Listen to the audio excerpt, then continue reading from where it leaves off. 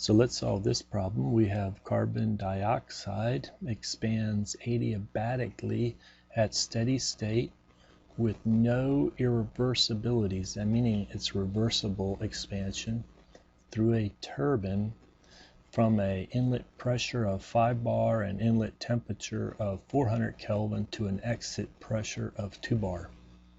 Assume ideal gas model applies, neglect kinetic and potential energy effects, and determine the exit temperature in Kelvin as well as the work in kilojoules per kilogram of CO2 flowing through the turbine.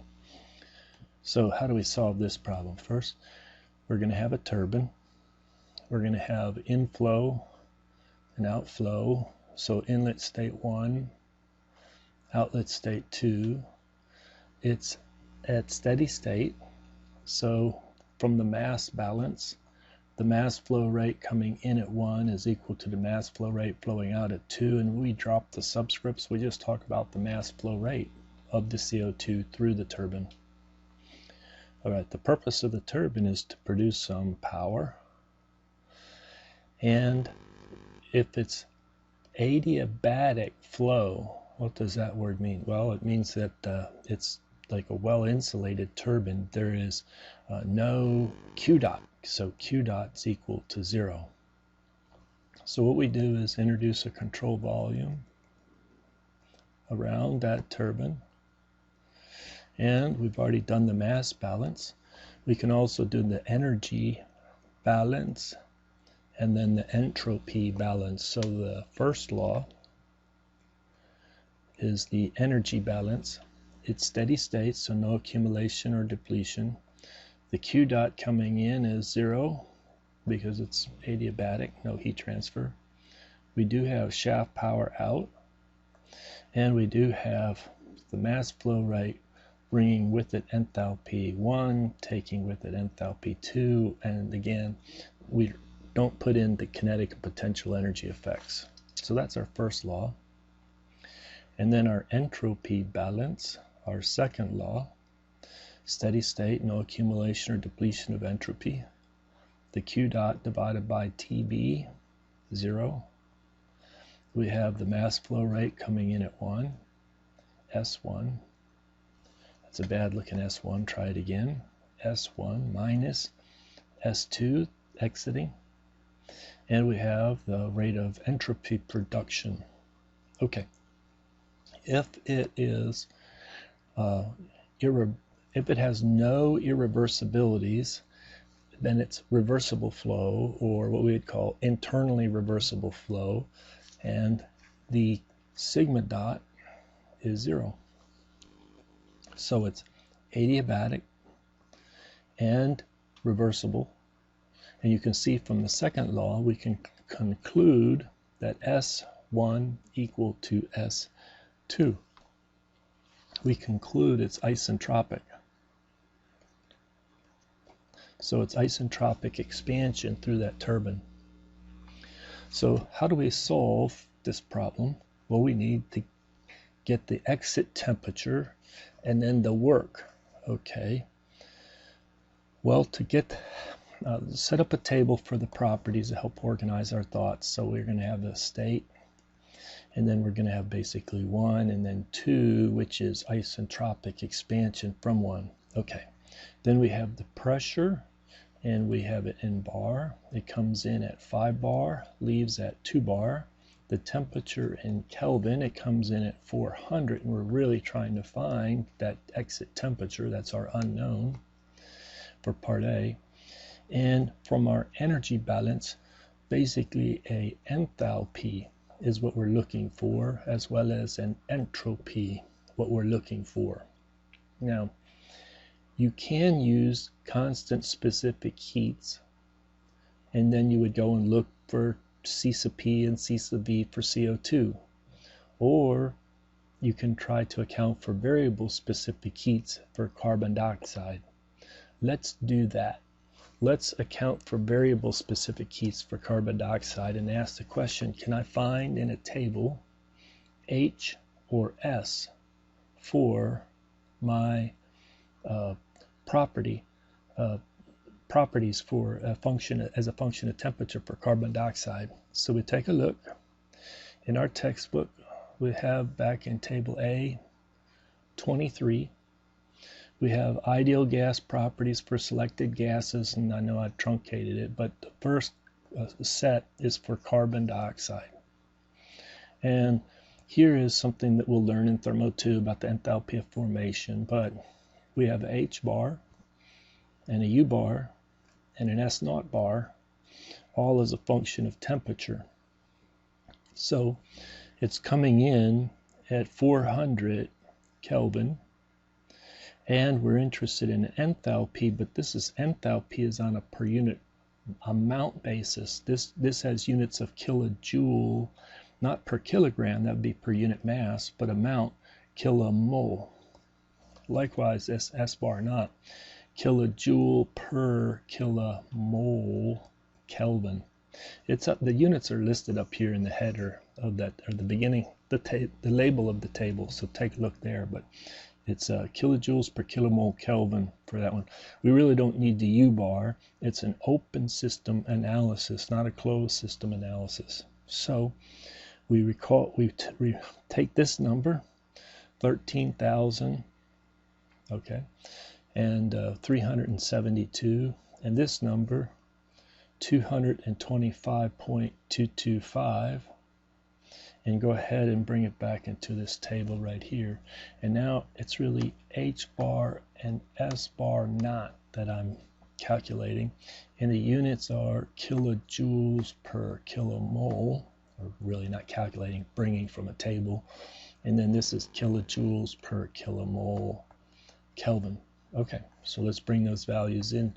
So the is 13372 and 225.225. Interesting number, isn't it? Okay, so we know it's isentropic, hence the S2 is equal to S1. Right here we've written that. Well, should we just copy this down, 225.225? No, that would be an error, because we don't understand, or we're not reflecting our knowledge of what this naught means on this S bar naught. Basically, remember, S2 minus S1 for an ideal gas like CO2 is going to be S, let me put it all on a per mount basis, S2 naught minus S bar 1 naught. Then we have R bar minus R bar, natural log of P2 over P1, and that a lot of students will forget this last term right here. So for this problem, we know that this has to be equal to 0, both on a per unit of mass basis as well as per unit amount basis, and we can use this equation right here to solve for S bar naught 2. It's equal to S bar naught 1 plus R. Did I mess that up? I messed that up. This is a 1 naught. There you go. S, that's R bar, natural log of P2 over P1. Okay. So what we do is we compute. Let me just put the values in here. 225.225 plus 8.314. Natural log of P2 is 2 divided by 5, and this comes in at the value of 217.607. Now that we have calculated at state 2, assuming isentropic expansion from 1, this S bar naught, we can go back to our table, A23, and look for the range of S's such that the value falls, it's not going to fall on a value in the table typically, it's going to fall in between, and we have to interpolate, but it's 217.607. Well, it's extremely close to this value, but it's a little bit above it. If you did the interpolation, you can get that temperature. So I do it in 2 steps. I get the fraction. So the fraction is S minus the S bar naught in the table. Let me just put the numeric values here.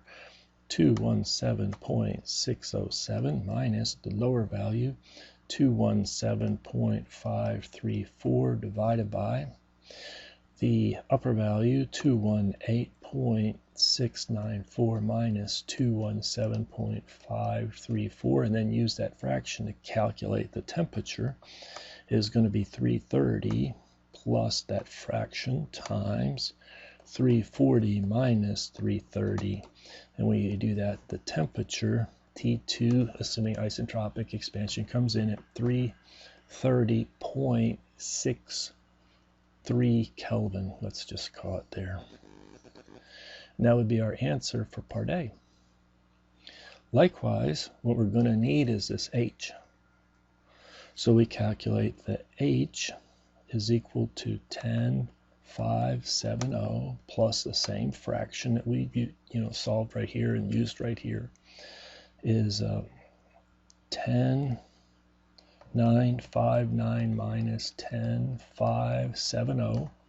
And so our H, this is a bar, comes in at a value of 10,0594 kilojoules per kilomole.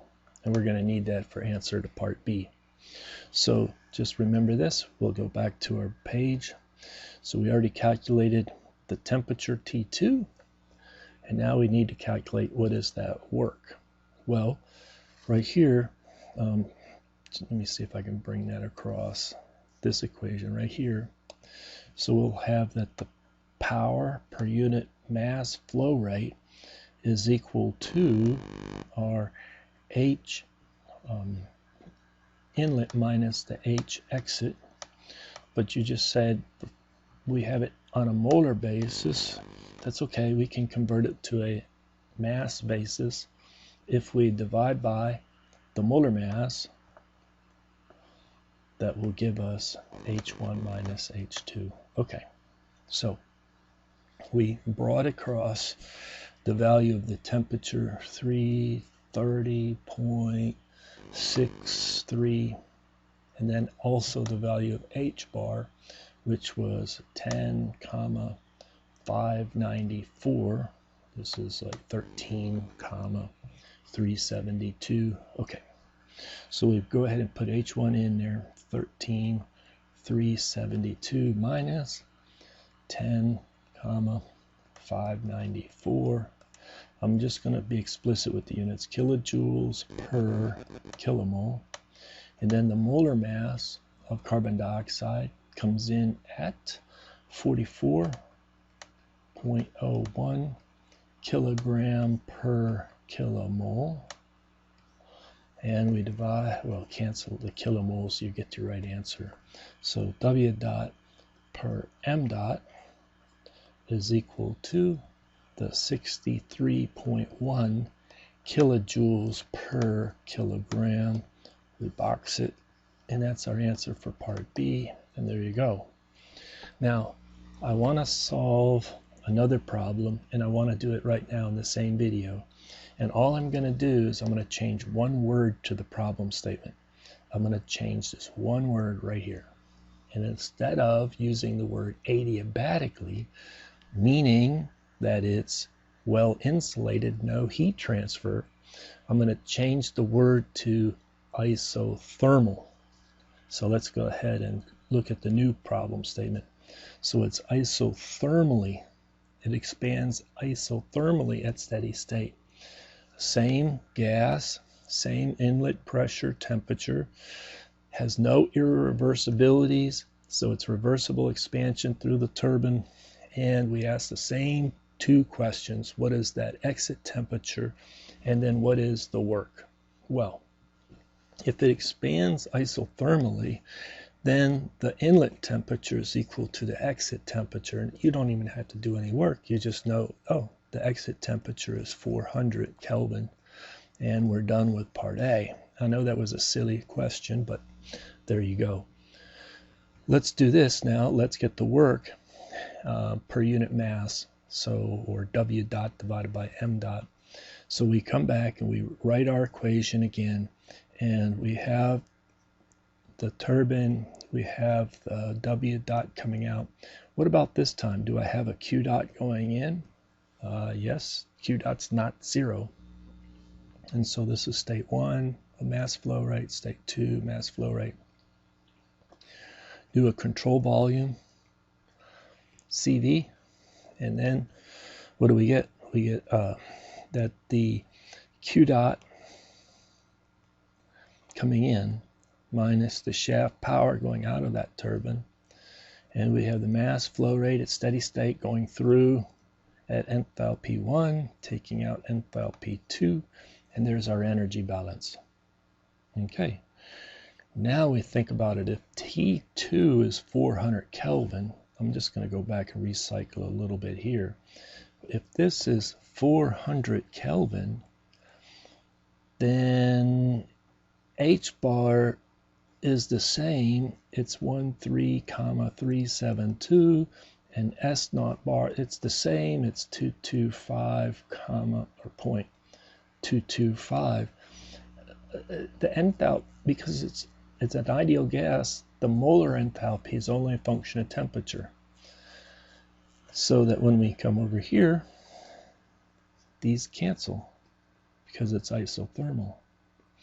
And we're left with the observation that Q dot divided by M dot is equal to W dot divided by M dot. Okay, well, we have to calculate either Q dot over M dot or W dot over M dot. Well, let's take a look at what the second law, this was our first law, and energy balance. If we take a look at the second law, what does that say? Well, no accumulation or depletion of entropy. We have the Q dot divided by that boundary temperature. Well, in this case, because it's isothermal, we can make that calculation. It's dividing by a constant value of 400 Kelvin, which is good, easy. And then we're going to have the mass flow rate times the inlet minus the exit entropy plus the sigma dot. In this problem, why is that 0? Because it's no irreversibilities. It's reversible. Okay. So from the second law, what we see for this problem is that Q dot divided by M dot is equal to TB times the S2 minus the S1. Okay, so what is my entropy change? Well, a lot of students, again, will look at this and say, oh, look at those two values didn't change.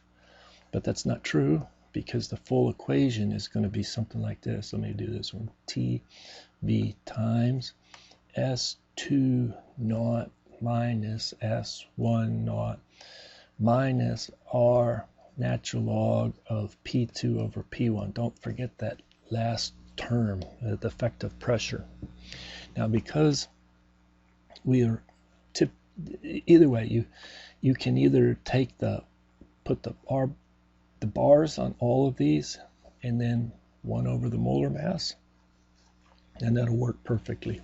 Okay, so for this problem, these cancel because they're only a function of temperature, and the temperature T1 and the temperature T2 are the same. All right, so what do we have? We have that Q dot divided by M dot is equal to TB times, with the minus sign, well, whatever, minus R bar divided by the molar mass, if you like to put it right there, natural log of P2 over P1. Let's go ahead and put some numbers in. 400 Kelvin. What is, let me put the minus sign outside, minus equal to. R bar, 8.314 divided by the molar mass, which was 44.01, natural log. What is our exit pressure? 2. Inlet pressure, 5. We get this as 69.24 kilojoules per kilomole. Q dot per m dot, it's also, because of the first law, our W dot per m dot. And no, that's not per kilomole, that's per kilogram. And there's our answer. So if you think about it, what's happening is this is pumping in the 69.24 kilojoules per kilogram in order to keep it at 400 Kelvin as the CO2 expands through the turbine. This produces then the 69.24 kilojoules per kilogram. Now it's very hard to design or build a turbine that also is a good heat exchanger, and so often it's hard to promote heat transfer having large areas inside of a device where you're expanding like a turbine. So often it would be just more logical to not try to have a good heat exchanger as well as a turbine expander. Let that be zero. That's the first problem right here. Zero, it's adiabatic. You don't have big areas in order to accommodate heat transfer.